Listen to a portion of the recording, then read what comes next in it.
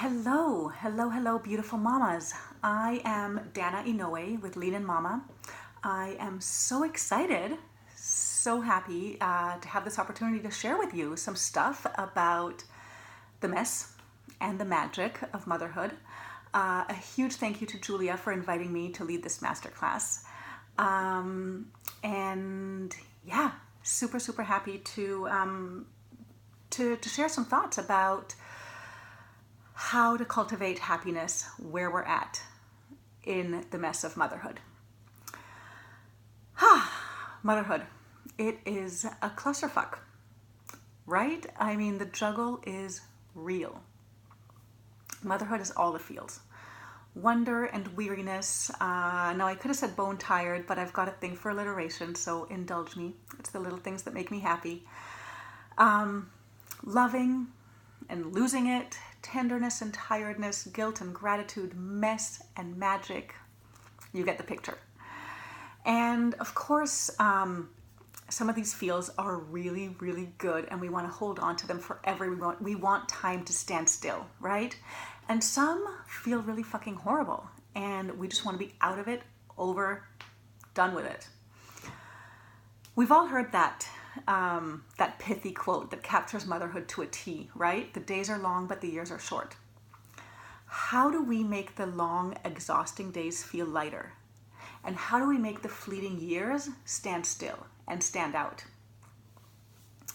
The question and the answer that keeps coming back to me is this. What do we need, or what do we choose to hold on to? And on the flip side, what do we need, or what do we choose to let go of? Well, the what is kind of a no-brainer, right? I mean, can we just get rid of the anger, the guilt, the mess, the blood-sucking exhaustion, the doing all the things? Not so fast. I mean, those are certainly the things we want to practice letting go of. Not necessarily eliminating altogether, but certainly to practice letting go of. But how? Right? The how is at the heart of the matter here. And this is what I want to really kind of explore and get into through this masterclass. So let me take you back for a moment. As we move forward, I want to just take you back for a moment to really illustrate the connection between the magic and the mess that has shaped my work and my approach.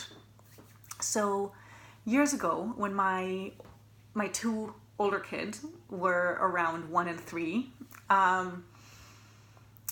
I had a very sort of tangled and messy mom crush on this mom in my kids' daycare. So she was a children's lifestyle photographer who created beautiful, visually clean and aesthetic pictures depicting grinning, joyful kids. And she had a blog where she posted these beautiful pictures of her happy, grinning, joyful kids who always got along with one another, and they were always smiling, and there was always some text that accompanied the photos that was similarly brimming with joy and gratitude. And I was secretly obsessed with reading her blogs, which brought up for me that healthy tinge of envy and resentment at the same time.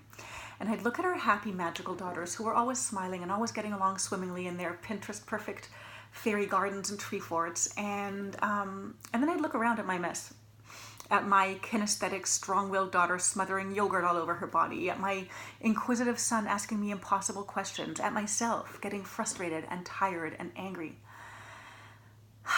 And so I started a blog, a memoir of sorts, that would be really all about being real, being messy, showing it like it is, not shying away from the hard stuff, the anger, the frustration, the tears. Right? That was my drive, that was my impetus, is to show it like it is. All the mess. But when you write your life from a place of honesty, you also have an opportunity to create your life from a place of awakening. Because all the messy stuff, yeah, it's here, yeah, it's real, and it makes great material for the conflict part of the story, right? Even the introduction. But I'm a sucker for happy endings, and a good story needs resolution. It needs to tie together all the threads in a feel-good way. And what I found was that by focusing on the mess, by processing it through my writing, I ended up landing on the magic. Time and time again, it was like the mess was the throughway to the magic. And over the years, time and again, I've witnessed how tangled these are, the mess and the magic, and how the only way is through. And I'm going to give you an example to illustrate this. And it's one that I bet every one of you has experienced at one time or another, probably at many times. Right? It's that feeling when you've just freaking lost it, right? When that beast that you never even knew existed inside of you until you became a mom to a 3-year-old, no less, rears its ugly head, right? And when you just feel undone, depleted, overcome with guilt after an episode of losing your shit. And then on the other side of that, just moments away, right? Like moments on the other side of that, when you're at your most vulnerable and raw, and the most tender moment bubbles up, where your child snuggles up to you, says, "I love you, mama," wraps her arms around you, and you feel yourself holding on just a little longer than usual. This is the magic. This is where the magic is. These are the moments where time stretches and expands like taffy and invites us to soak it all in. There's a rawness, right? An opening that happens when we lean into our emotions. The rawness that our anger opens up is also the rawness that allows the tenderness, the laughter, the love in. It's that openness, right? It's that raw vulnerability. And that's where the holding on comes into play and changes everything. That's where our otherworldly or, beastly superpowers are brought back to earth, to the moment, by our children's humanizing superpowers. Now, look, the anger is inevitable. And while we can certainly work on ways and practices that will help minimize it, we can't avoid it altogether. Nor, I believe, should we, right? So I don't teach how not to get angry. I teach how to get angry, or rather how to approach our anger with perspective and self-compassion that will help us bounce back to a place of flow and love just on the other side of it. I'll tell you one very simple way to let go of something is to hold on to something else. And so the question then becomes, how do we effectively hold on, right? How do we effectively cultivate and hold on to the moments that we want to remember, that fill us with wonder and love and tenderness and gratitude? How do we effectively hold on to the grace-filled moments when we're in the mess, when we're in the thick of it? And the answer I have found comes from a wonderful teacher I once had, whose classes were just hour-long sessions of magical storytelling and poetry. And he once said to us, he invited us with these words, with this question that was, "Are you living poetically?" Well, I've always been a fan of language and literature and poetry, but the answer to my teacher's great clarion call to live poetically, I've realized, has very little to do with the metaphor, with metaphor or imagery or, or even alliteration. It has to do very simply with noticing. When we read poetry, we're often struck by a poet's noticing of something that we ourselves may not have noticed, right? Creativity is cultivated by noticing the little things that are in plain view. And motherhood, I tell you, becomes so much more joyful, more fun, more stretchy and elastic and gooey and good when we notice the little things, when we pay attention with intention. And that is it. That's it. No 10-step process, no complex theories. It's really as simple as this: attention and intention, which effectively is a practice of presence, in other words, right? And so a foundational exercise that really anchors this principle of attention and intention that I do with all the mothers that I work with is taking a really close look at our values, our core values. And a good way to conjure these values is to look forward in order to look back, right? And so, think, how do you want to remember this time of your life, right? This is the first step. Name it to claim it. The next step then is being very real and honest about the season you're in. Do you have young children that are highly dependent and stubbornly trying to claim their independence at the same time? Is taking a shower alone the epitome of self-care or you time during this season that you're in, right? Describe the season you're in. Let's name it to tame it. And then this is where the real work happens, right? Once we've identified our values and our season, this is where the work happens. This is where we play with the two and come up with ways to integrate them, to synthesize the values with the season in a way that feels good, that signals where we want to place our attention and how we want to do so, right? What intention we want to bring to it. So now I'll say the season and the value may appear to be oppositional or contradictory one to the other, right? Like you may have certain values that appear to be really in opposition to the descriptors of your season.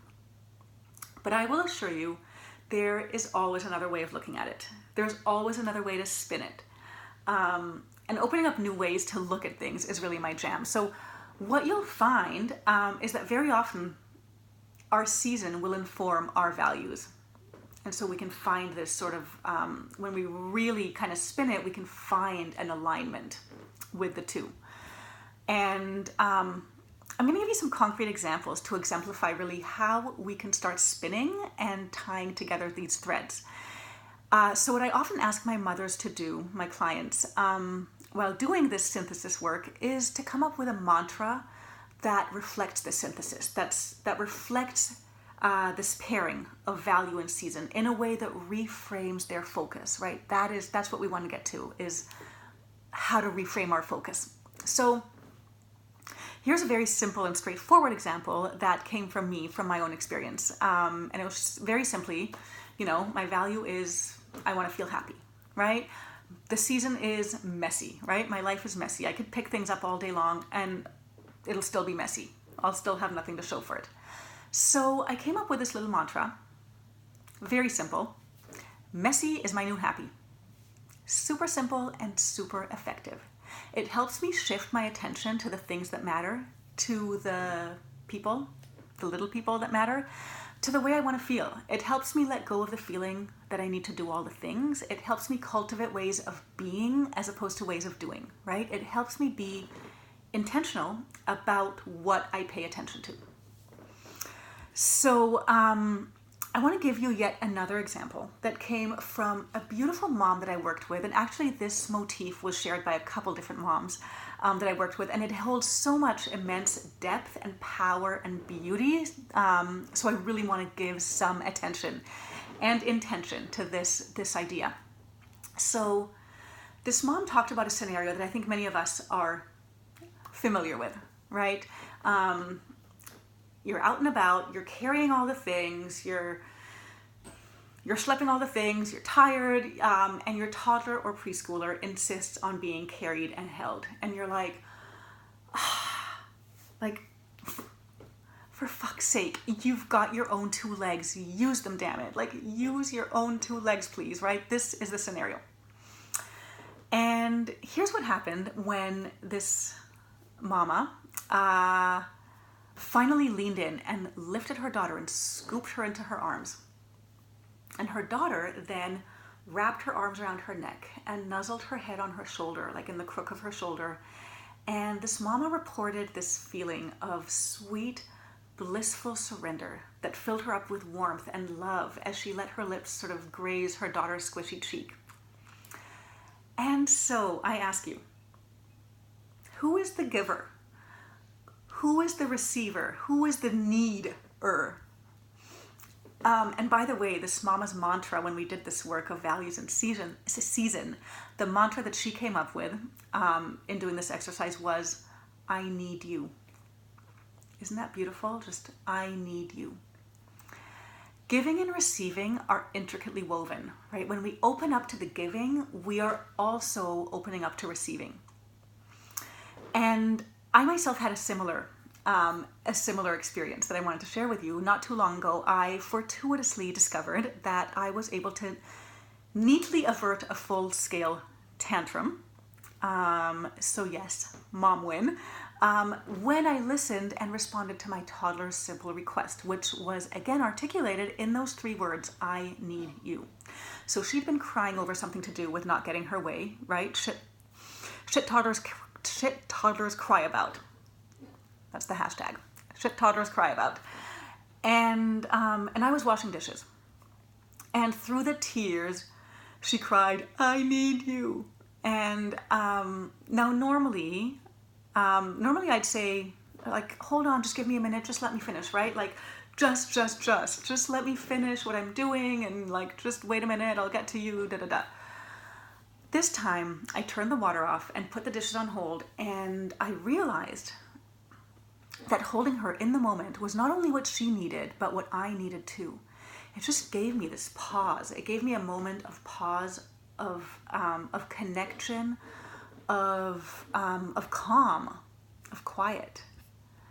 And time and again, as I lean in to fulfill what I believe is her need, my own surfaces and gets filled. And here's what I realize. Giving and receiving are not disparate. Our needs, giver and receiver, are inexorably linked. And when we open up to them, receiving can become an act of giving. Giving can be transformed into a moment of receiving. And in that moment, there's only us. There's only this. Forget regret, or life is yours to miss no other day. If you're a fellow rent head, feel me on this. No day but today. All right. Along the same motif of the relationship between needing and giving and receiving, I want to just give one more illustration that I think is really beautiful, that came from another mom that I worked with, that really illustrates the power of reframe. So she talked about feeling like her kids were constantly needy, like clamoring to her for hugs. And through the course of our conversation, and that was sort of like earlier in our conversation, and towards the end of our conversation, she kind of had this moment where she reflected and she posited, maybe they're coming to me with hugs because they feel like I need it, right? Maybe it's coming from a place of offering rather than a place of need, from a place of abundance rather than a place of lack. How can we open up to these places of offering, of receiving, of abundance? This is the incredible power of reframing, of noticing, of being intentional. Those 3 words, I need you, opened up such a space of surrender and receiving and presence. Now, I really want to focus on this idea of presence because it's a sneaky one. So I repeatedly hear moms saying, I want to feel more present with my children, and I applaud them so freaking vigorously for this, because this intention, right, this idea, this experience of presence really holds the key to feeling fulfilled and not depleted. However, the details again are in the how, not the what. So we're fed these images of being present as getting down on the floor and playing with them with their trains and dolls. And I've had numerous really beautiful fucking honest moms say to me, that shit is exhausting. It's boring. I can't fully get into it.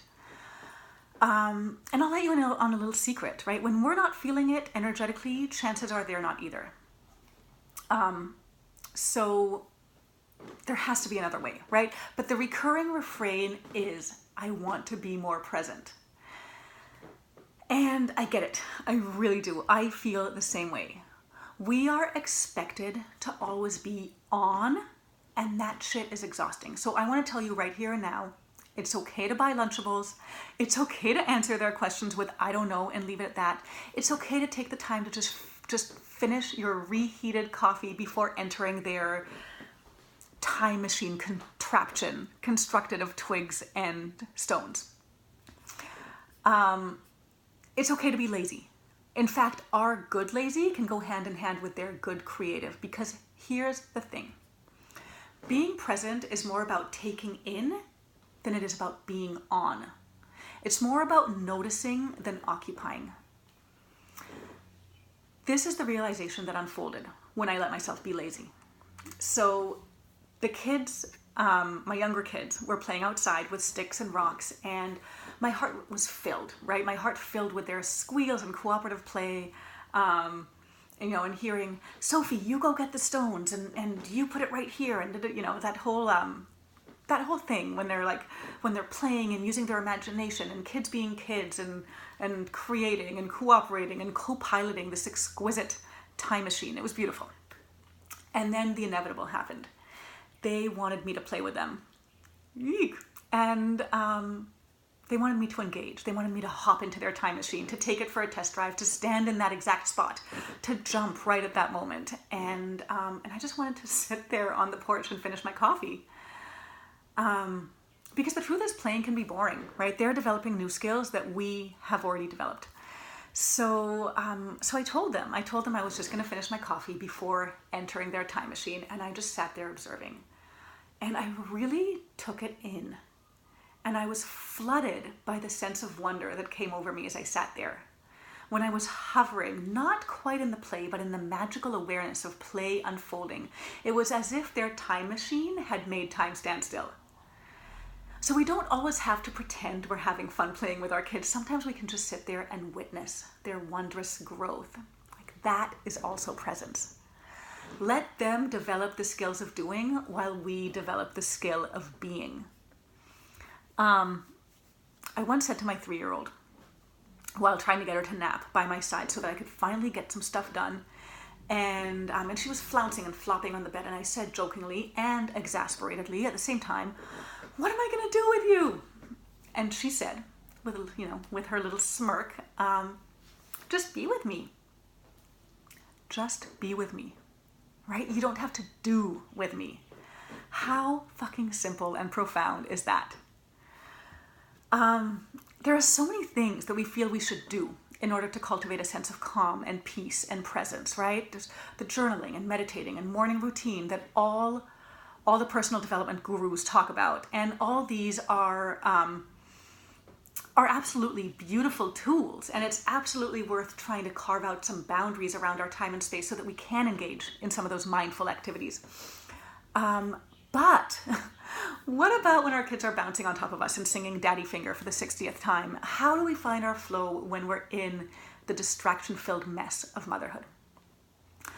I, for one, am not the person that chooses to wake up before my kids. I am awoken by their squishy bodies on top of me, and I find joy in that. Is it peaceful and calm and tidy? No.